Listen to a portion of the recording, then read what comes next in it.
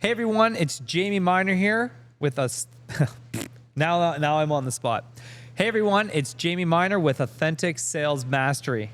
And on today's podcast, we got one of the #1 Windows salesmen probably in the world, to be honest with you, Scott MacInnis.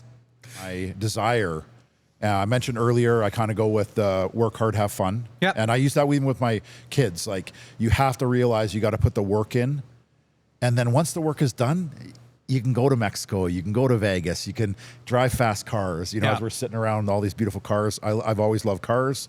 I'm Scottish. I've always been a little bit cheap too. So again, always made sure that I could pay for a car in cash and not have debt. So I've always been, you know,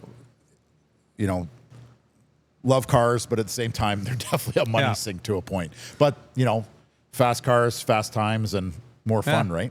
I didn't realize that was like right out of that. I also didn't realize you did so much school. So like, to me, I feel like a lot of your success is coming from intellect, like being able to do all that school. Yeah, I didn't have the easiest life either. My mom unfortunately passed away at 15. She died from ovarian cancer. My dad and I did not see eye to eye. Okay. I moved out at 17. Wow. Was on my own. Thankfully, I had so I actually grew up in Edmonton. Okay. Went to a year of U of A.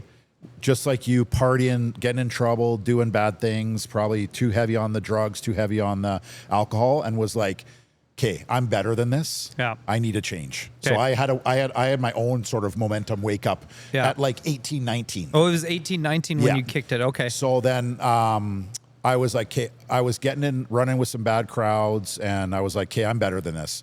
My grandma was like, hey, she'll call me son because it was my mom's mom. Yeah. I have my condo in Calgary. Why don't you move down here? And I started working at HBC at Market Mall, and I worked at Safeway in Bowness. You had 2 jobs. I had 2 jobs, and I was going to school.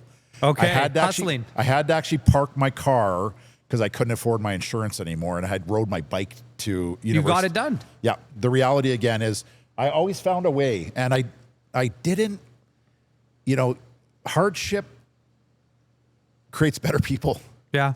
Right? Like I agree, man. And these are big things I didn't know. Like the grief of losing a mom at 15. Yeah, that was tough. Like what did you do mentally to process that? It's still, I don't even know if I've still fully, even as I think about it, I get a little just teary. It's hard, right? Yeah. And she was young, right? So I've kind of, when I was coming up to 45, I was like, maybe I don't make it past 45. So now that I'm hitting 50, I'm kind of like, I take, good care of my health. I get up early, 5 o'clock. I'm on the treadmill every day, walk, run. Nice. I do, limited weights, mostly body calisthenics, push-ups, all that sort of stuff to stay fit. Cause again, I got 2 kids, so I want to be here for my kids. And my mom didn't get the chance. So, So now you've got that. Yeah. And with the help of your grandparents kind of stepped in. Yeah, they were amazing. They kind of became, and I rehashed obviously my dad was going through his own grief. Well, yeah, they were together since 15. They met at Bowness High School. Oh my God. That was his end all be all. Yeah. He married soon after, and that kind of created a bit of a strife in our family. Okay. And again, I don't fault him. He also was in the pressure of he owned a van conversion company. Okay. They literally took empty vans. I had the most pimped out van when I was a kid. I was playing like Nintendo 64. Yes. We had TVs in it. We had drop down TVs in the back. This is like, I'm talking in the 90s, like 80s and 90s, with the big spray painted thing on the back, Edmonton Van Specialties, and so cool. The sword guy on the side. Oh, and I love those. So literally, they ran that business from 83 to right before my mom passed. Yeah. She passed in 90. So maybe it was earlier, 79 to 90. What killed their business was the minivan. He wasn't able to pivot quick enough to box liners. So they tried, and then unfortunately it just didn't work. So not only did he lose my mom, he also lost his business. Fuck, that's a lot. So I was like, and again, I'm a 17-year-old kid. Yeah. Who's lost his mom, who thinks his dad is just being mean to him. But really, I didn't look into my dad's mind. So we've had some good heart-to-hearts. Yeah. I didn't talk to him for 5 years. Damn. Now, okay, lots of hardship in your youth. Yeah. What was the mind shift from poor me to I'm just gonna go get it? Funny enough, I don't think I ever took the poor me. Okay, so there was none of that. I always was like, don't be a bitch, dust your shoulders off, and just fucking go out and work hard. Just work hard. And the reality is, no one else is going to do it for you. And I've always had that adage. You know, I have another thing that I say all the time that my wife says doesn't make sense, but I care so much I don't care. If you really think about that, if how the words play on each other, yeah, you can't care so much that it impacts you mentally, physically, in your heart, you know, where you have that pit feeling of anxiety or whatever. You have to kind of, you know, I've never been one to meditate, but I do my own little mind meditations where, you know, like the sales training where they tell you to stand in front of the mirror and be like, I'm the man, I'm the best of this. Yeah. I've never been that, but I do it in my own head. Yeah. So you do meditate in your own way. I self-talk myself. Yes. That's the best way. Yeah. And the reality again is, you know, I knew I'd be good at this. And I can tell you, I had one person who said to me, you will never be good at sales. Who? I don't want to say who it is. Okay. Because it's somebody that's impactful, and it was somebody that owned one of the prior companies that I worked for. Okay. But, so this would have been a big player in your industry that said you're no good. This is, when I took the job at the primary window and door company, I was on the order desk. Okay. So I worked on the order desk under Ian Farquharson's mentorship, which again, love the guy, you know, rest in peace. And then I knew I was either going to move and go somewhere else if I wasn't going to get an opportunity, but I got an opportunity very soon. They created a junior sales role underneath a senior sales guy. So now, when they created this role, is it because you were asking for it? There was a couple the guys that were there so I always talk about bench strength. You can have lots of good people that at your company, but if you don't have future bench strength, like people that are going to be the up and comers, and in our industry right now, there's not a lot of up and comers. So the reality again is I see strong reps like myself to be a bit of a dying breed. Yeah. And again, you know, as corporations grow, it's whether there's value in us anymore. So someone said, I don't see Scott as a salesperson, but I knew in my heart of heart that my parents they always were grinders and drivers. Yeah. You know, even after my dad lost his business, he freaking rebuilt another business and like reinvented himself. You know, my mom didn't unfortunately have the opportunity, but again, my sister's high up in her organization. She's does medical sales. And it's just always been in our blood. Like, it's there. You know, so the reality, and again, is, you know, lots of people that are teachers or nurses in their family, what do they become? I saw the same thing. And I saw flexibility, the ability to be flexible. Yeah. But again, I also don't not work. Yeah. Like I had to explain to my kids, like I'll be at Disney and I get up at 4 a.m. and I walk over to the business thing before the day starts. Yeah. And I'm doing orders and takeoffs and whatever. Yeah. I've never been one to completely delegate. Bit of an A-type personality, ADHD works for you with though. A side of tism, probably. What did you do with you're not going to make it in sales? What did you take with that? You can either be, again, kind of like boo-hoo me, and sort of like get knocked down, or you can just do this, just brush it off, shoulders, and be like, okay. There can be one thing that's impactful in your life, and I can tell you the same thing happened to my wife. She's a urban planner, urban designer. One of her owners said, I don't see Pam as a top-end planner. She is now the Western director for Earth and Environment for a company that she just sold to and runs 110 people. Damn. Because one person told her you can't. And you can take that and, like I said, you can go home and cry into your Kleenex, or you can kind of put it as a trophy on your mantle. Yeah, you proved them wrong. I did it. And why do you think they said that about you? I would say I probably, you know, I talk myself around something, or they saw me being a little bit too brash at times. Yes. And they might have said, oh, the clients won't like him or whatever. Yes. But I've also realized, and not in a devious way, but you have to be a chameleon in this industry. Yes. You have to know who you're selling to, who you're working for. And the other adage that I've never, ever forgotten is who actually pays me.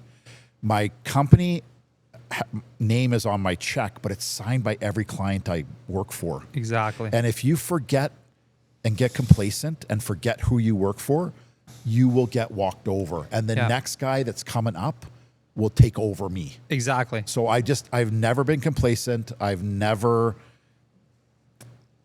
given up, never given in. There's days where you're like, oh, geez, can I keep doing this? Yeah, but you're a different breed. So like, in my opinion, everything I know about you, this person saw you and they went, whoa, that might not work, right? He was fearful of how different you were, how intense you were going to be, how you were going to break rules. He saw it and he went, I don't want to deal with that. And it was a manager, like a higher end manager. I completely relate with that. Exact same shit. Yep. He's too crazy. He's too out there. He's too much. But your sheer authenticity of no nonsense, I am who I am and this is how I do it. Yeah. I don't think anybody could ever say Scott is dishonest. Scott didn't tell me the truth and I think he's fake. I literally, one of my main things is integrity and honesty. And I've said that I try to instill it in my kids. My wife is the same. I didn't want to be known as as we sit around these cars, a used car salesman. That has a bad connotation to a point where, you feel like it's always a game when you're going in to, and you're like, is this guy for real? Does he have my best interest?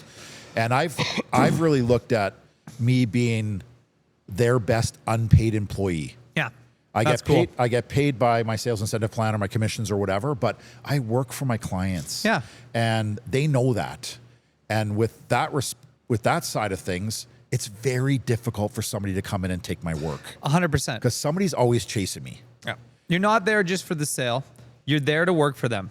And if I'm a potential client and a salesperson's telling me that, I want to work for you, I'm part of this with you wholeheartedly, I mean, that's worth it. Now, you got into sales. You're outside sales now, junior sales position. Yep.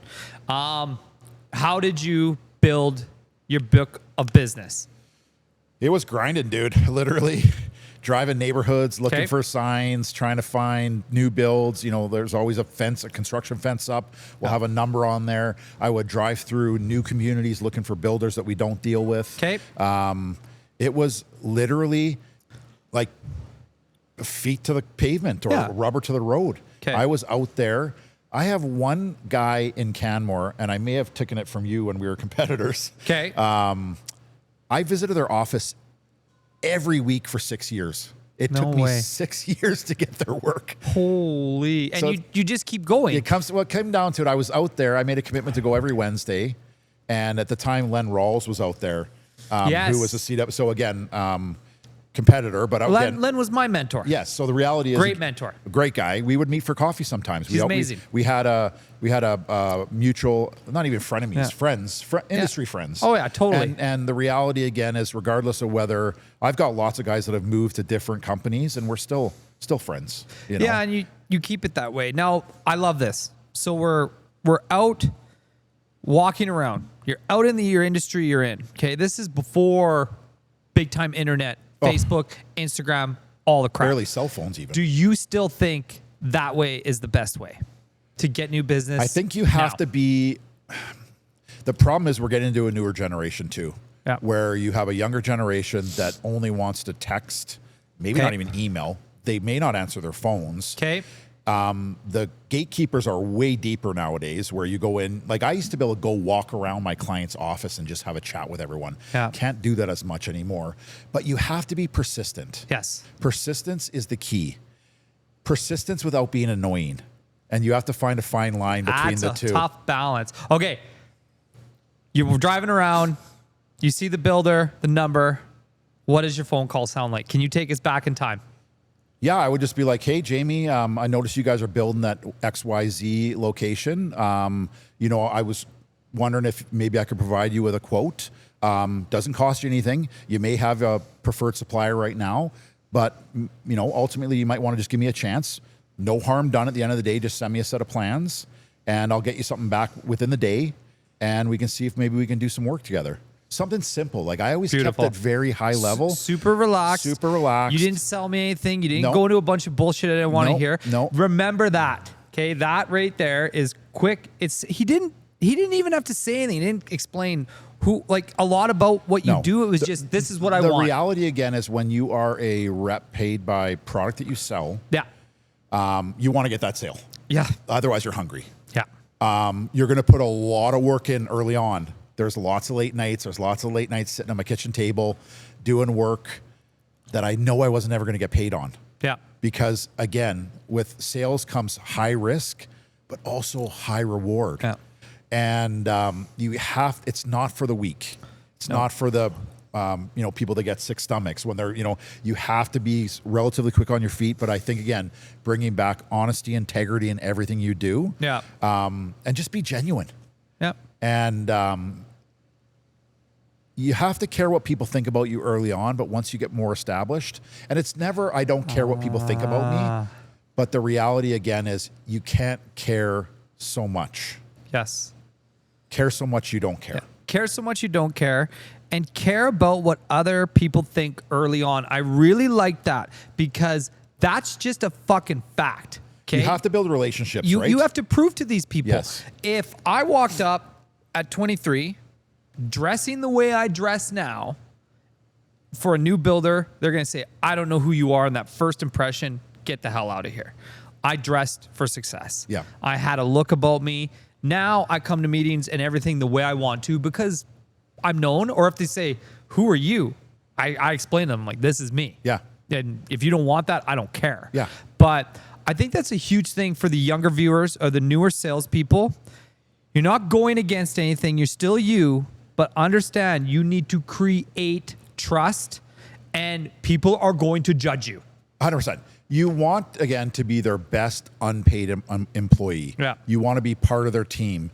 And again, if you're in a sales job and you have to remember who you're selling to and who you work for, regardless of your corporation. Yes, at the end of the day, you work for your mothership. Yeah. But you need to realize, like I had some clients that thought I owned the whole company. And it's a multi-billion-dollar entity. That's funny. And they would be like, oh, do you own the company? And I'll be like, some days I wish I did, but no, I'm a worker bee. And at the end of the day, I'm okay with that. Yeah. The thing with sales too is that it gives you got to work to get paid. Yeah. But you do have flexibility too, where I've been blessed with the opportunity to be other places. I spent a lot of time down in Mexico. But you work from there. I have you're fine with that. I have a printer. I bring my laptop, and again, my family has always understood that. And that's important too. You need the people in your life to understand this is what you do and upfront and honest about it. Okay, I'm going to circle back again because I'm loving this process. We've made our cold call simple to the point. Yeah. They say no. What's your next step? I think I would I literally will just probably call them or stop by that site as it's progressing. Okay. Hopefully, maybe get a meet in person. Okay. You have to, again, be able and willing to talk to people. Okay. And was it another phone call? Like, what did you do with that first no? Did you call them again? I probably would have asked for their contact information if they were okay with it. Or again, in lots of cases, you can get people's information off of the builder placard or for my business anyways. But again, if you're selling any building material, you can just drive around and see. Yeah. And again, the biggest thing is just persistence. I'm not joking. 6 years it took me to land one client. Okay. And I've had some clients leave unbeknownst to me, like whether it was service related or whatever. Yeah. And it's again, gonna happen. I just keep in touch. If I have a client that I really like and I want to get them back, and maybe again something, a price increase they didn't want or whatever, and then they tendered and we lost, and I look at it as, you got fired, but it's sometimes outside of your control. You got told something again from the mothership, and you're doing the work of the corp. I sometimes say again, like you get into the position when you have all the responsibility and none of the authority. Yeah. Where you're left to make decisions that you're like, is this the right decision? Am I going to get my hand slapped over this? But I think, again, it's just going back to persistence. And it's persistence without being annoying. Because there's also, again, where Like, you know, when you get cold called by people, what do you want to do when they're phoning you about furnace cleaning and stuff? You just want to hang the phone up. Yeah, of course you do. You know, how did you balance that? When did I'm assuming like you realized by mistakes, so you realized you were getting too annoying, like you weren't just instantly in the balance. I would ultimately try to get to know early on is the receptionist, and then eventually try to get meetings if you can. And then in person. I think in person is viable because it's very hard for someone to sit in front of you and say no. Yeah. Phone call, they can just hang up on and you. Email, text, all that stuff. But and you know, once you get them in the room, yes, your aura, everything that you have about you, they're going to be sucked into it. Yeah, and it's just, again, be personable, be honest, have integrity. The gatekeeper. How do you get through the gatekeepers? I think sometimes you got to maybe go back old school and bring coffee and donuts and stuff. Like, give them treats. The reality again is, I had one client again where literally every Friday I took over from Bruce back in the day. Oh, I remember. And every Friday I showed up. Yeah, you had to. It was the rule. It was with donuts and fruit trays, and COVID hit. And then obviously I wasn't able to go into offices anymore for a period of time. And then when we were back in there, right away they were like, "Are you bringing the donuts and fruit trays back?" Because people judge their breakfast on that. Like, I had to text the receptionist Wanda and be like, "Hey Wanda, I'm not coming in this Friday. Can you let everybody know?" But I'd do it like as early as I could, so that she could then send out an email to the company saying, "Scott's not bringing in donuts." And so you always did it, and if you didn't do it, you let them know. And it's the simplest stuff that makes these big differences. Like okay. That landed again. That instilled me and got all the work. It was a split business customer. Oh, you got it all. And I swear, me showing up with donuts, coffee, and fruit trays and veggie trays. That's crazy. I landed all the business. That's crazy. Again, it's being persistent without being annoying. You could put that on a t-shirt. Yeah. Be persistent without being annoying. Caring too much and not caring at all. Yeah. That's the care so much. Care so much. Don't say that one again. You got to care so much, but don't care. You got to care so much, but don't care. These are good ones. So they're a little like kind of funny terms or whatever. Little things I say to myself. Again, work hard, have fun, care so much, but don't care. Be persistent, but not annoying. And again, you can have your own little slogans. Yes, but this is the beauty of it. The creation of these things that work for you. I love it, because the audience, I want you to think about what works for you. Because like what works for Scott might not work for me, and it might not work for you. Okay, follow-ups. Yes. What are your rules with follow-ups? You've called, you've got the quote. There's going to be times where you just get ghosted. Okay. Like where you're just getting nowhere. Okay. But what does it follow? How quickly do you follow up? That's what I want to know. Ultimately, too, you can look amongst your peers and see if there's any common connection. Okay. Sometimes you can tap into your both work peers and even your peers' peers. Okay. Because you never know. Somebody might know someone. Okay. And what gets you into the door is knowing someone. Yes. So you can go to those. It's not always going to happen.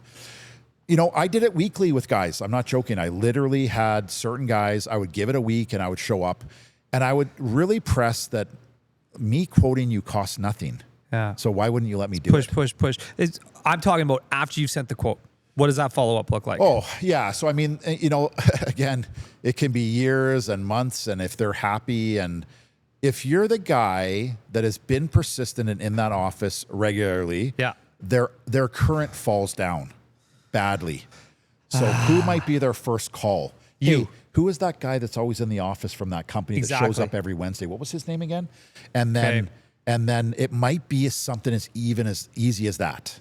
Yeah, and it's that simple fact that you're persistent and you've never given up. Now, these things sound easy, but how did you organize yourself to be that good at always being that persistent? I think, again, you got to do a little self-talk. You have to kind of internalize and be like, I'm good for them.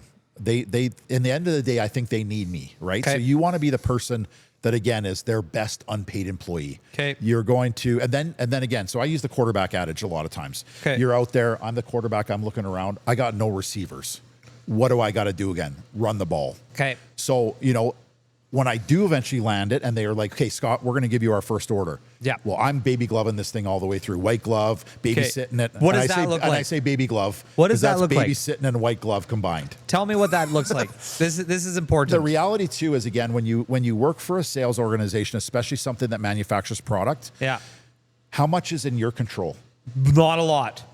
the sale really, right? That's it. And then you can kind of streamline. Sale and your communication. That's it. So you got to be the best communicator you can be. Okay. And again, communicate without being annoying. You can get to a point where you have sent too many emails, too much conversation. Okay. You know, I actually, in a lot of cases, took my clients out of a lot of the corporate emails, and I'll put my email on it so that I can manage and babysit and white glove this thing through. Still to this day, 27 years later, That's crazy. It's a little intense sometimes when you're micromanaging your own work. Yeah. But when you have to rely on other individuals, and again, I'm the quarterback looking, no one there. And once in a while, I do see a receiver, and I'm able to throw to that person, and that person runs for a touchdown. But sometimes they fumble it. Okay. So if I, A-type personality, if I can score that touchdown, I will. Yeah. It's a bit of a mind F at the point where it can get real draining on you. Oh, yeah. Especially when everybody's falling down. And it happens. And it's happened numerous times. Like, I can tell you there's lots of times where I was like, can I keep doing this? But again, pick myself up off the ground after I've been knocked down, brush my shoulders off, and keep running. You didn't give up. And that's... Never quit, right? Like, I mean, DFQ, don't fucking quit. Don't fucking quit. Okay. What is the closing line? How do you close a deal? I think it comes down to, again, just establishing that you're going to be there for them. You've got the support behind you, whether you do or don't, but you're going to make sure that you fully support it. So I'd be like, Jayme, appreciate you see me one last time. You're approving the quote, looking like we're going to be able to do some work together. I'm going to manage this thing all the way through, start to finish. I'll work with Dave on site to make sure that he's up on the up and up. I would obviously ask when you want him. I would even preempt order early and then work with my shipping department to make sure that I know that it's going to get there on time. Oh, wow. So I would, again, it comes down to first impressions. You get one shot, one opportunity. Don't screw it up. Like, right? Eminem, you get one shot, one opportunity, right? Yeah. So the reality, again, is like, if you get that chance, you got to get the touchdown the first time. Yeah. You don't want to be stopped at the 1 yard line. No. Because then you're fighting and you may not score. Yeah. So again, I would say persistence without being annoying, follow up, finger on the pulse. And then once you get it, you are all over it. Because that is a big thing most people drop. But like, did you ever it would either be an email or a phone call. Like, you've got the quote, it's all there, you visited them. Did you ever just say, am I getting the sale or not? Oh yeah, you got to be, to a point. Like, are we going to do work? Okay, like, so and you can be blunt. Like, and there's nothing wrong with that. Why is there nothing wrong with that? I think that the issue is the fear of rejection. Yes. That moment when someone says to you, no. Yeah. And how did that feel when they said no? What's the average close rate? 30%? I have no idea. Like, for me, I'm pushing 100% in most cases. I'm working towards 100% close rate. Doesn't always happen. Yeah. But yeah, I mean, the reality just comes down to it. Like, it's probably like baseball. Yeah. Like, you're good at baseball if you hit 3 out of 10 times. Yeah. So I kind of feel like that's sales too. Like, when you're starting out there, you're landing probably 3 out of 10 jobs. Yep. Like, that doesn't sound very good. But in the MLB, if you're hitting 300, you're doing great. You're getting paid $40 million a year. Yeah. That's pretty cool. And I think that as you progress in sales, I'm an old dog, still learning new tricks. Yeah. But, you have to enjoy what you're doing. Yes. It takes us away from our family, from our friends, from our life, from everything. So, but it gives you that life. Yeah, 100%. Oh yeah, 100%. Like, I mean, the reality is, you need to find a work-life balance. And again, my work probably balances over my life sometimes, but again, I've never made it impact my family time. Yeah. People say, "Oh, you're going on holidays again?" I say, "Oh, I'm just changing work locations. I'm not actually on holidays." Yeah. My phone always is on. My phone still works. I can still email. I can still text. I can still print stuff. I can still do whatever I have to do. Well, you're efficient as hell, though. Yeah, you have to be. I mean, the killer of drive or whatever is inefficiency to a point. But to me, I know the volume that you do. I in my opinion, I would say there probably isn't a rep in Canada that sells more windows than you. Yeah, I don't really. I mean, Let's just say that. Okay. It's probably fairly true. Like again, when I know most of the volumes for most companies, but I've just been fortunate to. But how are you that efficient? What is it? It was a lot of weekend work back in the day. A lot of like I used to sit building your own systems. You gotta hunt until you can farm. That's what I say too. Like you. Early on, you got to be a hunter. You got to be out there, and you're hungry. You're hungry. You got to eat. You got to hit that bison. You got to kill that deer. Yeah. You know. And then once you've established yourself, and now you've got a nice plot of land, you built yourself a little house. You know, I don't want to say like you just become a complacent account manager. Yeah. You still got to hunt, but you still have you're now farming. So your hunting is 25%, and your farming is 75%. You're still keeping that drive, that initiative. Yeah.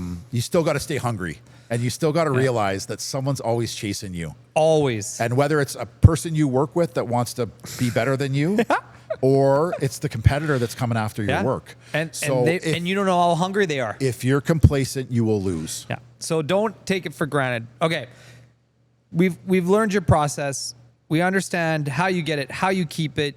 You're super organized. You're super efficient. You've got a good work-life balance that your family respects, which is great.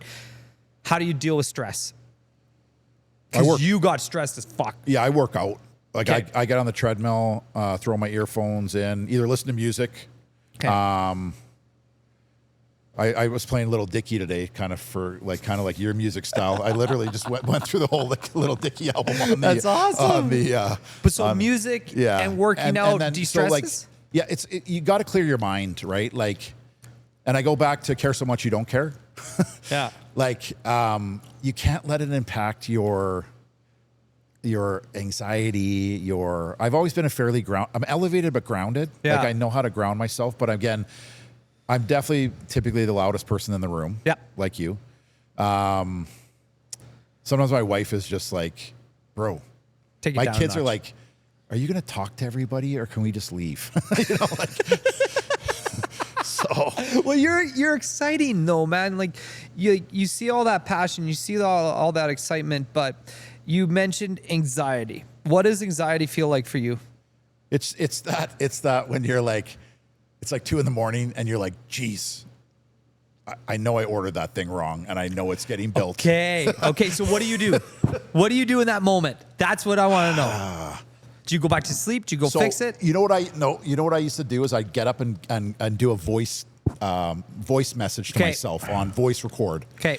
And if I think I'm going to forget it in the morning. Yeah. So I would, which is not healthy to a point. You should not be using your devices at nighttime. But I literally would go to the bathroom. Yeah. And I would just be like, check on that swing of that door. You may have ordered it wrong on XYZ address. Yeah. And I literally would, and then that way I can clear my mind at that point. I'm going to deal with it in the morning because you can't deal with something at 2 a.m. I'm not going to get up and go down and look on my laptop at 2 a.m. That's unhealthy. I pride myself on sleep is important too. I am an early riser, but I'm also early to bed. What time do you go to bed? 8:30. Yeah. 8:30, 9 o'clock. Smart. I'm literally, and I try to sleep till 5:30. Yeah. Well, you want to get everything out of the way before everybody else is up. I wear an Oura ring because I like to. Those are amazing. I like to, my watch. I'm big on my steps. I've got almost 12,000 steps already today. You're moving. Okay, I love this anxiety thing. So that's beautiful. So I think having again the ability to clear your mind, whether it's just taking a 15-minute walk. Yeah, just get it off. You realize something's bothering you, you attack it right away and get out of it. Right? To be human is to err. Yes. We are. Do I pride myself on a level of perfection? Yes, but I'm human, and you can't beat yourself up. Have I cost the company money sometimes? Not intentionally. Never intentionally. No. Have I made the company a lot of money? Yes. Intentionally. And that's what's cool, man. And like I really like that because the other thing I want to bring up that I think is a big part of your success, and I don't know if we can explain this, how your brain works to wake you up at 2 a.m. thinking there might have been a mistake. Like your memory is incredible, and how in tune you are to the business. Like I bet you also have that automatic, I need to follow up with that client moment. I forgot, I haven't called, I haven't talked to, this order. Was that something that was just naturally there? It's almost inbred, and I don't know. Because I have it too. So I was raised by a pretty hard man. Okay. He was like fair and firm, but still very strict. Okay. I put it a little bit to disappointed dad syndrome is what I used to. So, Okay. So, and not that he was necessarily disappointed in me, because I know my dad's super proud of me and you know, can take some side to my success to a point, because I obviously saw him be successful. But yeah, I mean, it just, you know, ultimately, I just think it's innate. I think it came from my upbringing to a point. Seeing my parents be driven, seeing them be entrepreneurs, seeing them drive their businesses. You were surrounded by success. And tough times coming out of the 80s, which were, they built a business coming out of the 80 to 83 was probably some of the worst times. Housing interest, mortgage interest went up to 20%. You're hearing of your parents having to pay 20% interest. Crazy. Now, mind you, their house only cost $60,000. Yeah, it's not as big a deal now. You know, but if that happened nowadays on $1 million, $2 million houses, you'd be in trouble. But I think it was innate and instilled in me from my parents, and again, just having really good mentors. I would say to any young people getting into sales, find someone that's in it for a long time and find a mentor that you can rely on. Yes. I have probably 3 strong mentors. Yeah. Unfortunately, one's passed, but like Dougie Patterson in Vancouver. He's amazing. Amazing. I just went out and visited him. He owns a hockey team out there called the Richmond Sockeyes. And yeah, like literally, I can call him for any question, reason, and he's a businessman that's been successful and he likes to help you. He's a coach. And that's the beauty of it. You find someone that's excited to help you, that keeps you going. You know, even like I look to you and Adam like a partnership, right? Like finding that was huge. Finding partners. You know, he probably saved you in a lot of senses, and right? We saved each other. It was crazy. And the beauty of that, like a brothership, right? Yeah. So, you know, whether it's a mentor or somebody of equal, being able to grow up with people, you know, hopefully again, whatever corporation you end up with, there's enough of a camaraderie amongst the sales team. Because again, I talk to this other guys daily in most cases. I got another question for you. Yeah. Now, when we worked together, I mean, it was a pretty big party atmosphere in the construction industry, and with our company and even our managers. Yeah. I never really seen you overindulge. Yeah, because I've always, again, realized I saw it with a few guys and guys that got in trouble at big events. Yeah. And I'm not a heavy drinker. I mean, if I was to ever use a drug, it would probably maybe a marijuana or something. Yeah. I never really indulged in.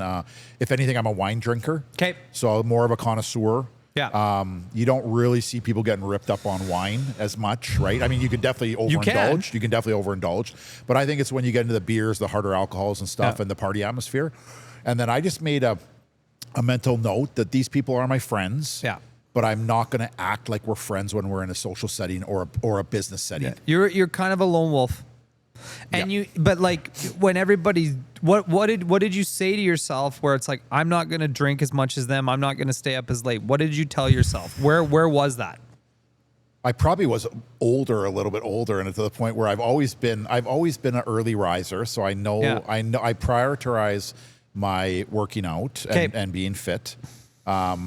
Obviously, I don't know if I already shared this, but my mom passed, and I wanted to make sure that and it wasn't, she passed from cancer, so, you know, you can't necessarily control that. But I've always hoped, you know, eating well, not overindulging in drugs, alcohol, whatever, those are all detrimental to you in the long run. You know, a glass of wine here or there, I think maybe has some health benefits, you know. Otherwise, Italian kids wouldn't drink it at 12. So it really just comes down to, again, just a personal choice of having a certain persona. Yeah. I was still part of the entertainment and the fun, but I just did not overindulge because you didn't seem to need to, man. That's what I remember. Is like, he doesn't need alcohol to be him. And maybe, again, some people will use it as a bit of a crutch. Yes. And again, there was like Fun Jayme and then just Jayme. And maybe Fun Jayme needed to be fueled by something. Oh, yeah, 100% I did. And from my standpoint, I just think I was even keel Scott. You were just Scott. Yeah. And that is a big portion to the steadiness, the efficiency. And when you think about it, now that I've heard the story from the ground up, it's this I get up at this time, I take care of myself, I do all these things, I stay persistent, and I stay on it. Like I've had a 10,000 step plus streak for 15 years. That's crazy. Like, you know, like I can go back in my thing, and you have to take time for yourself. If you don't prioritize yourself, and not to be selfish in that way, but you have to take care of yourself. That's not selfish at all. No, that's respecting everybody. It's the opposite in my. It's helping me be a better man for my family, for my work, for all those sort of things. You're there. Have you ever? We mentioned a little bit of anxiety. Have you ever been depressed? Oh yeah, you get down. I mean, you know, you get that sort of like, am I good enough? Whoa. You've had thoughts that you're not. Yeah. I want to hear about that. Yeah. I mean, early on, like you think about like first starting out, it's a grind, dude. Like, it's hard. Yeah.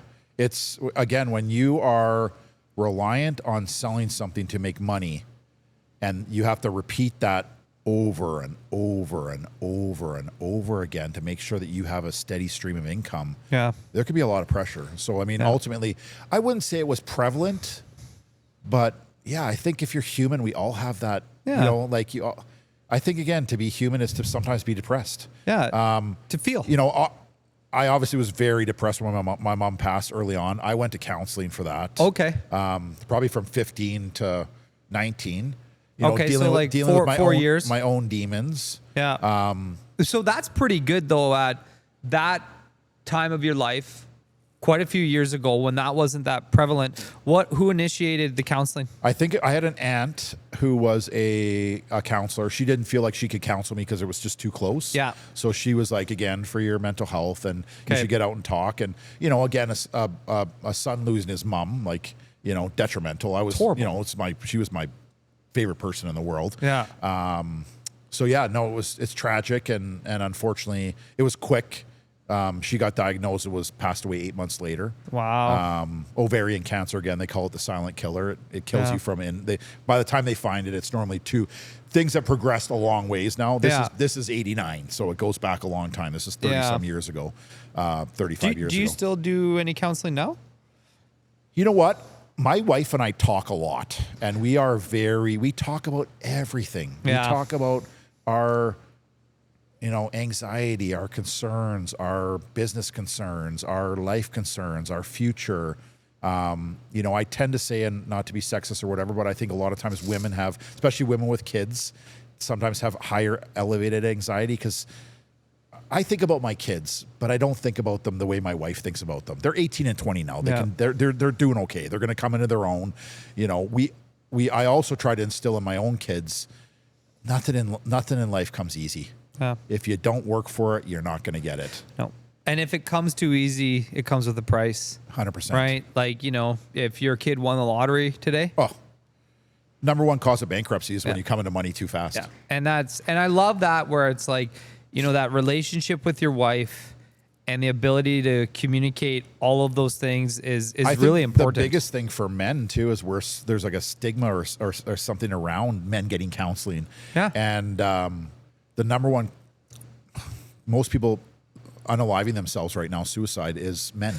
It's 100% because it's shown as weakness. I've had probably 4 influential people in my life that unfortunately have determined that was their fate.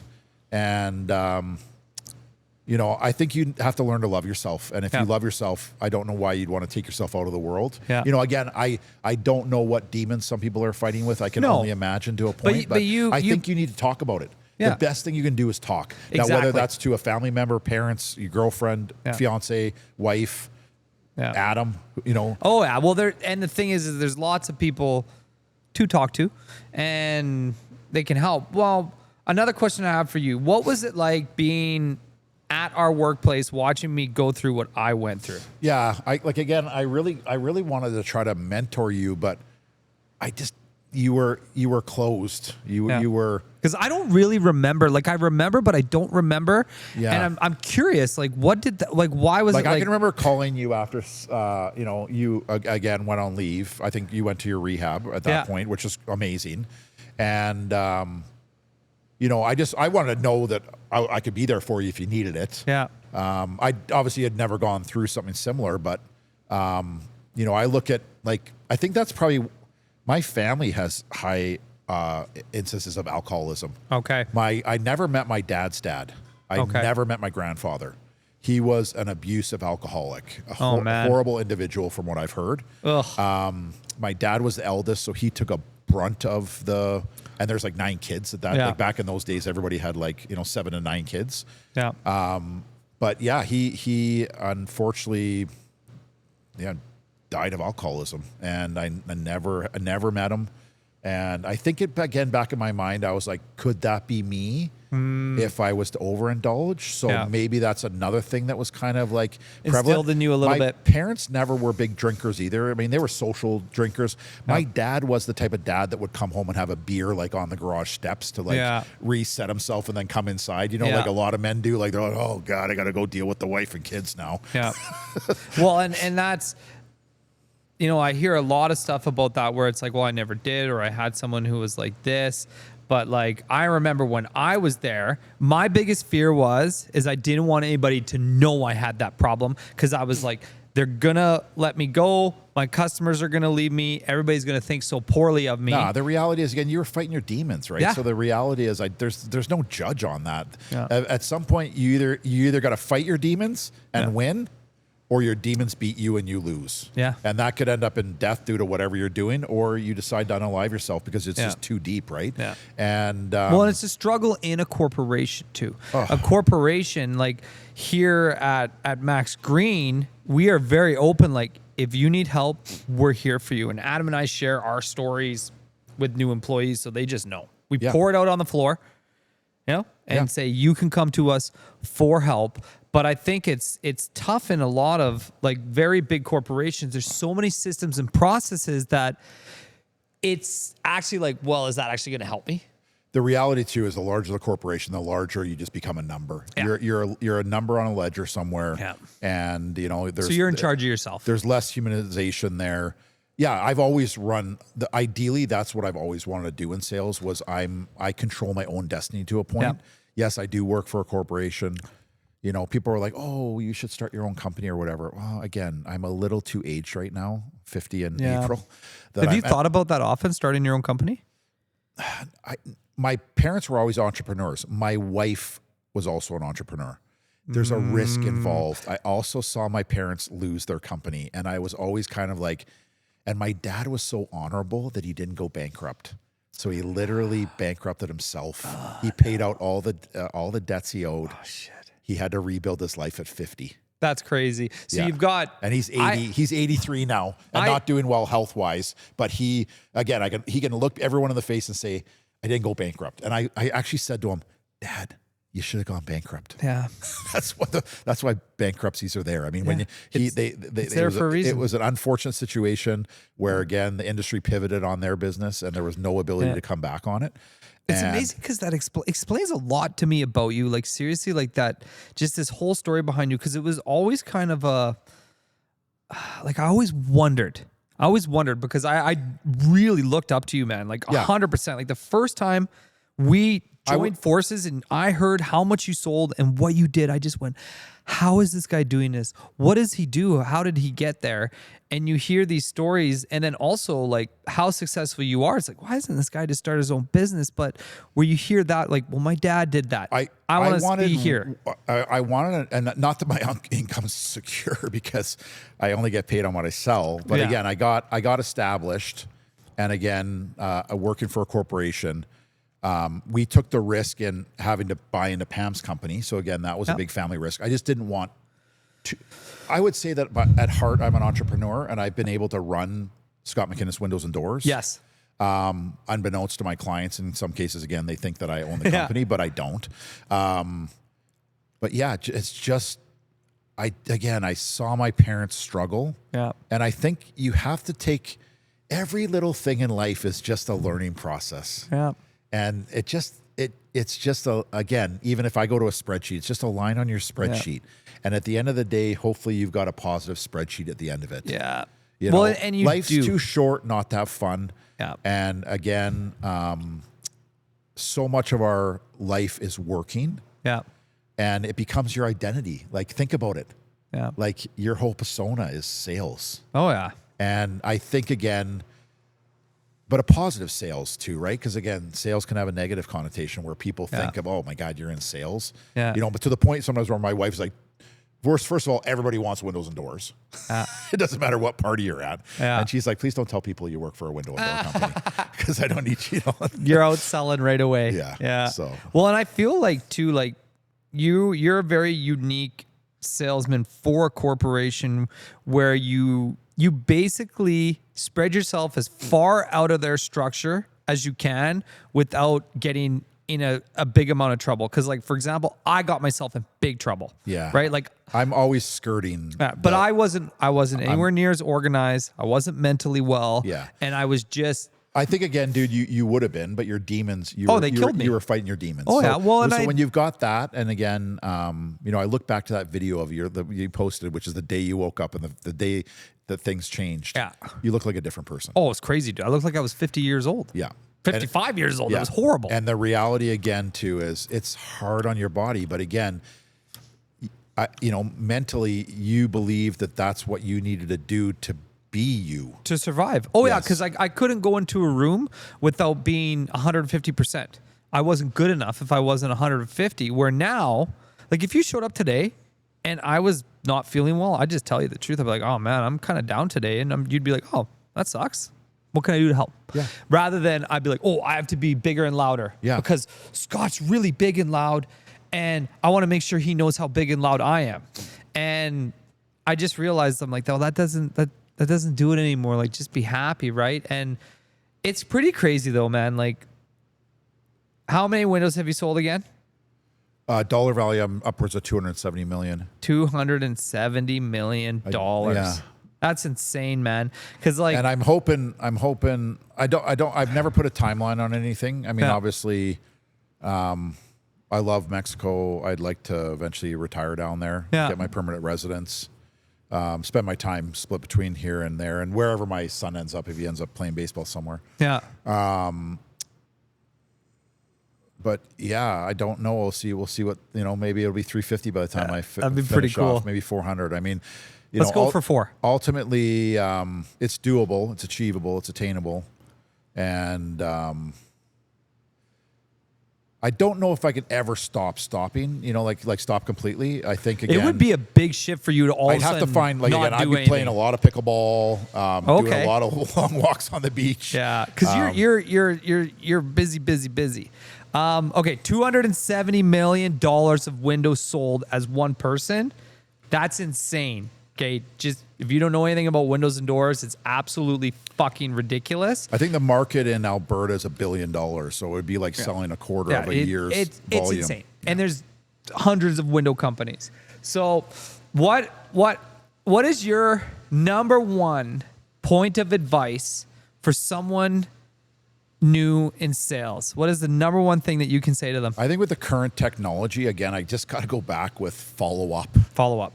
Like, you, again, be persistent without being annoying. You need to, like, the newer generations right now are scared to pick up the phone. They're scared to go meet people in person.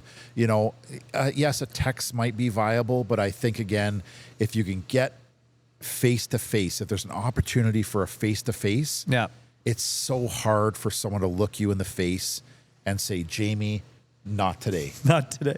They might be like, hey, I'll call you or whatever, and you get kind of a brush off. But again, the reality comes down to it is follow up with more follow up. Yeah. And again, persistent without being annoying. Just keep your finger on the pulse. Know what's going on. Be present. I chose to be here. Yeah. I've got a Bachelor of Science in biology. I thought I was going to be a doctor. Did my prereqs for med school. I thought I was going to be a doctor. Yeah. So I always say to my kids too, if you choose to be somewhere, give 110%, give 150%. The reality is put as much of yourself out there as you can. Be personable, be honest, have integrity, you know, live your life with integrity and honesty. And don't be fearful. Like, rejection is scary, but rejection is reality. Yes. That's beautiful. Honestly, on that, we're going to end it. Boom. I appreciate you coming today, bro. Yeah. 270 million. Let's go. I'm coming for you. That's all right. Stay focused. Follow up.